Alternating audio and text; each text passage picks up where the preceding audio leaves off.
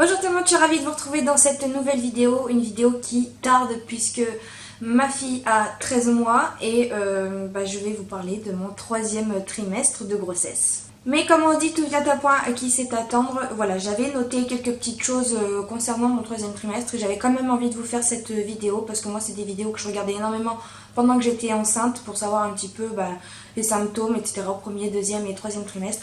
Donc je me dis que cette vidéo pourra toujours servir à une future maman.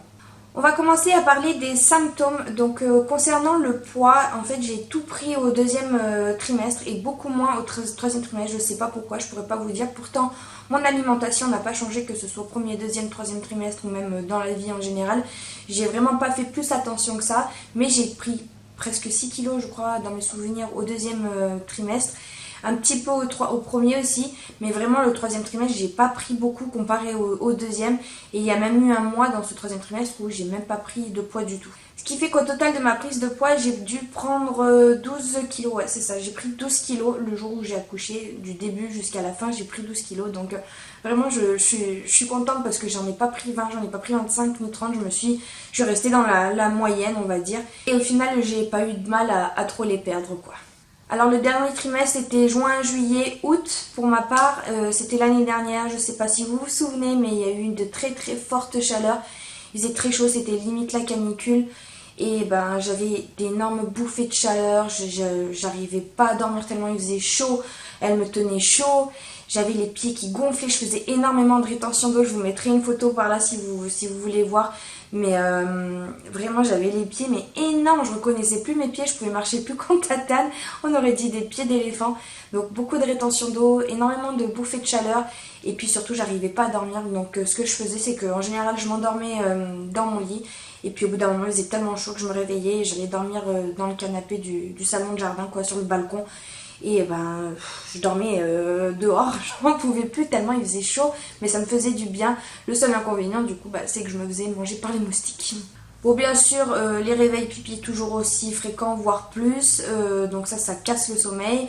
Du coup j'étais fatiguée de la grossesse également, mais bon c'est vraiment des symptômes minimes comparés à d'autres qui peuvent avoir des symptômes beaucoup plus importants. Je pense notamment au premier trimestre où vraiment j'ai pas eu tout ce qui était nausées, vomissements, etc. Ça j'ai vraiment pas eu du tout. Les odeurs j'ai pas eu. Et le troisième trimestre je pense que ça s'atténue de manière générale chez toutes les femmes, mais voilà, la fatigue elle est présente mais beaucoup moins. Et puis bon il faut savoir qu'aussi on est en arrêt, donc on a le temps de se reposer, donc ça c'est une bonne chose. Ensuite j'avais envie de vous parler d'une petite anecdote. Donc en fait on est parti, d'habitude on part 2 semaines en Espagne chaque année parce que mes parents ils ont une maison là-bas, et on y va en général les deux dernières semaines d'août.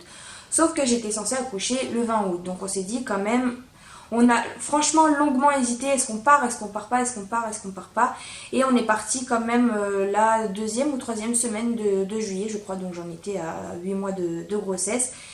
Mais on a longuement hésité parce que bon, si on part et que l'accouchement arrive, enfin le bébé arrive, on n'est pas du tout en France. Bon ça va que là où on va, on est à 40 minutes de la frontière, donc on aurait facilement pu aller à l'hôpital de Perpignan. Donc c'est ça qui a fait pencher dans la balance du fait qu'on y soit allé.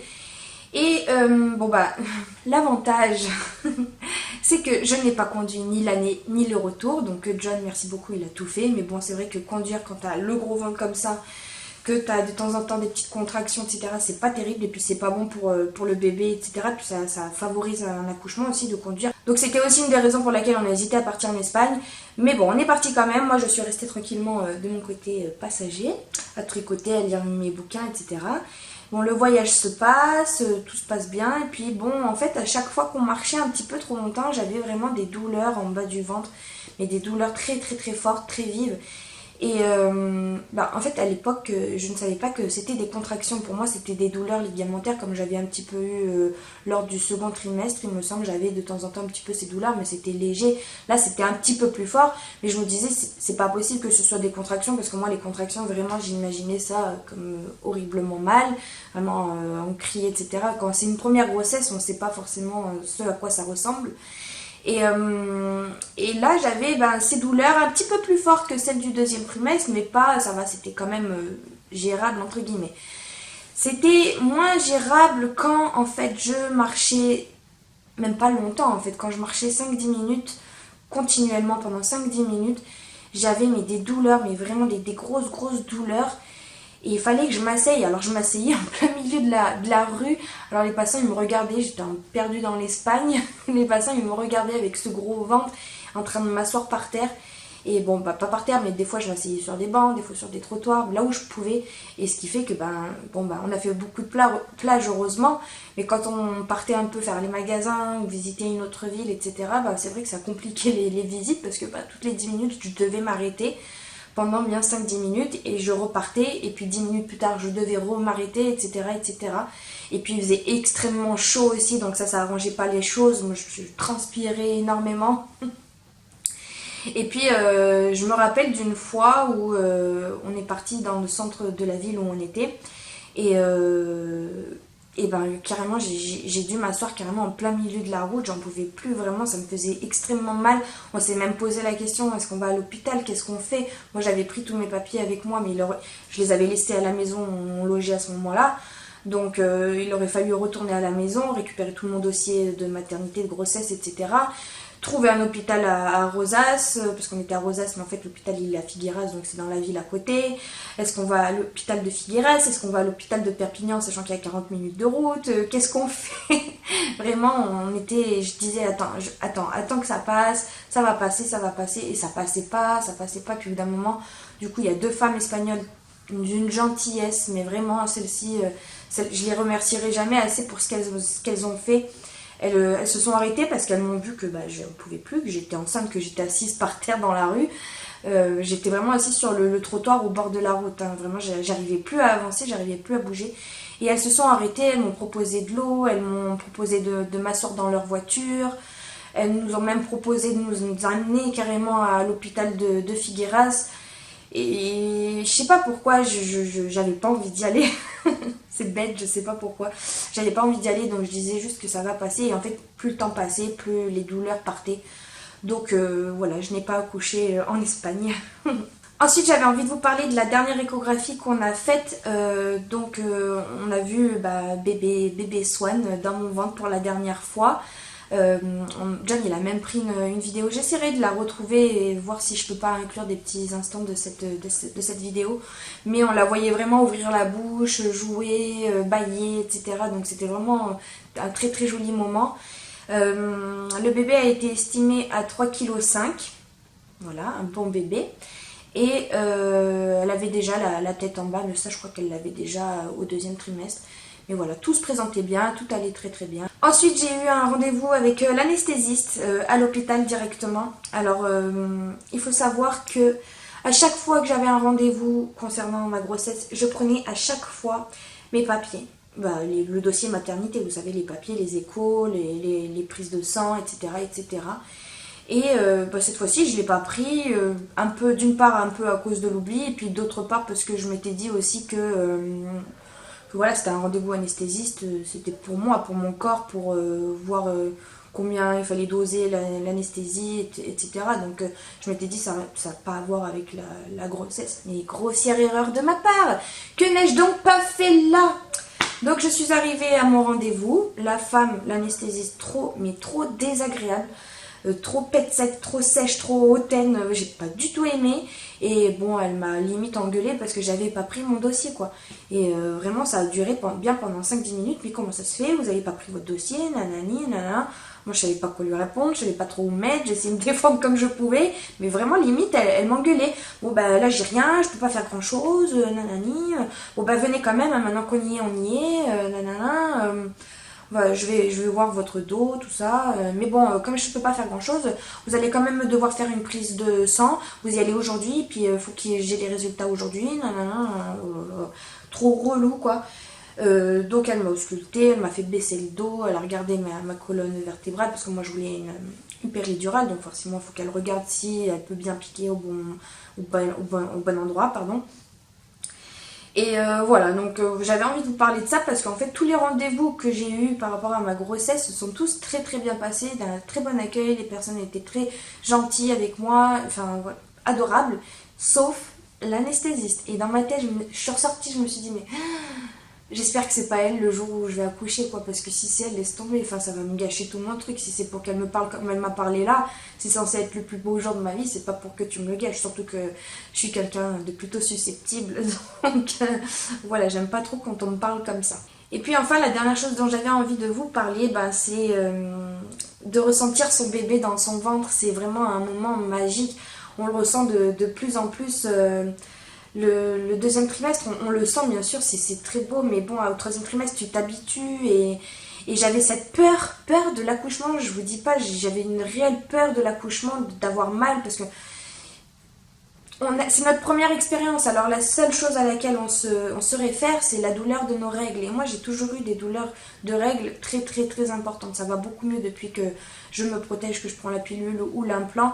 Ça va beaucoup mieux avec l'âge. Mais moi, je me souviens de douleurs de règles là, où j'étais pliée en quatre par terre à devoir rater l'école, etc. Parce que vraiment, j'avais trop mal. Et donc, j'arrêtais pas de penser à ça.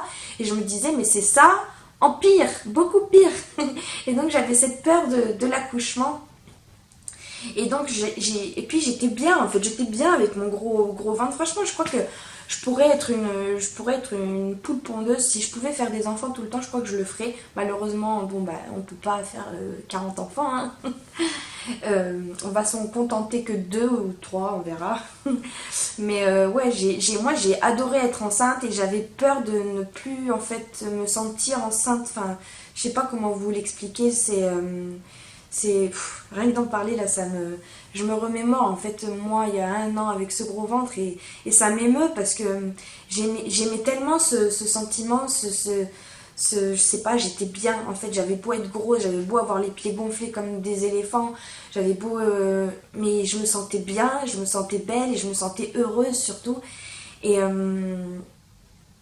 et voilà, j'adorais ressentir les coups de pied de ma fille, même si de temps en temps, enfin même pas de temps en temps, c'était souvent les pieds ou les bras, je sais pas trop ce que c'était, quel membre de son corps c'était, mais ça tapait sous les côtes. Alors c'est sûr, c'était pas très agréable, mais tu passes au-dessus de ça parce que c'est tellement, c'est beau de te dire, bah voilà, je la fabrique, elle est à l'intérieur de moi et voilà, j'ai adoré ce sentiment d'être enceinte et voilà. Donc j'avais quand même des sentiments contradictoires parce que comme je vous l'ai dit, j'avais peur d'accoucher, j'avais pas envie qu'elle sorte de moi, mais en même temps j'avais envie de faire sa connaissance, de partir à sa rencontre, d'accoucher. J'avais quand même envie de ça forcément, hein. Je voulais pas tomber enceinte pour rester enceinte toute ma vie. Je veux rencontrer ce bébé que j'ai fait grandir pendant 9 mois. Mais voilà, en fait, je pense que c'est l'étape de transition entre le moment où tu passes de jeune fille de 26 ans, c'est ça, non, de 25 ans, 25, non, de 26 ans, pardon. J'ai accouché, j'avais 26 ans. Tu passes de cette jeune fille de 26 ans qui n'a jamais eu d'enfant, hein, qui n'a pas d'expérience dans la maternité, etc., qui aime ce sentiment de plénitude quand tu es enceinte, à me retrouver seule en fait. En fait voilà, je pense que c'était surtout ça, ce sentiment de me dire mais je vais me retrouver seule, je vais plus être deux, je vais plus être moi et ma fille, je vais juste être moi et puis il y aura ma fille à côté quoi. Elle sera plus dans moi. Enfin voilà, je pensais pas que j'allais être un peu émotive en parlant de ce sujet-là. Alors je vous le raconte même pas l'état dans lequel je vais être quand je vais vous faire la vidéo sur l'accouchement. Parce que, je vous en dis pas plus, mais c'est un moment qui m'a un petit peu, pas traumatisée, mais énormément peinée. Alors voilà, je vous invite à aller voir cette vidéo, je vais la tourner tout de suite après là. Donc au moment où vous allez voir cette vidéo sur l'accouchement ne sera pas encore sortie. Mais bon, je vous invite du coup à vous abonner et à suivre mes actualités YouTube pour avoir la suite donc, et la fin de cette grossesse. Voilà, aujourd'hui je regarde les femmes enceintes avec tellement d'envie, mais avec de l'envie, mais en même temps je me dis non, pas forcément de l'envie parce que le bébé qu'elles ont dans leur ventre, c'est pas mon bébé. Mon bébé, ça y est, il est dehors de mon ventre, elle est en train de faire la sieste là, elle a 13 mois et tout va pour le mieux. Donc félicitations à toutes les futures mamans, aux femmes enceintes et profitez bien, surtout profitez parce que le temps passe tellement vite. Vraiment profitez de tous les petits instants, tous les petits coups de pied que vous pouvez ressentir, tous les symptômes que vous pouvez avoir, toutes les sensations que vous pouvez avoir, mais profitez-en mais à 100%. Moi je vais vous dire une chose, une fois que j'ai accouché, genre 2 mois après, je sais pas ce qui s'est passé dans mon ventre, mais j'ai reçu un petit coup, vous savez, ça fait un petit bloc dans mon ventre. Bon, il n'y avait rien, ça arrivait une fois, hein, mais ça m'a mis une sorte de coup de pied dans la tronche parce que je me suis rappelé ces coups de pied là qu'elle me donnait. Là, c'était la même sensation. Sauf que c'était je sais pas quoi à l'intérieur de mon ventre, mais c'était pas un bébé. Et ça vous rend nostalgique. Donc profitez et je vous souhaite un très bon accouchement pour toutes celles qui sont au 3e trimestre. Voilà, cette vidéo est terminée, j'espère qu'elle vous aura plu. Comme je vous l'ai dit, n'hésitez pas à vous abonner à ma chaîne si vous voulez avoir la suite et la fin de cette grossesse pour voir la vidéo de mon accouchement. Et puis moi, je vous retrouve très bientôt pour une prochaine vidéo. Salut!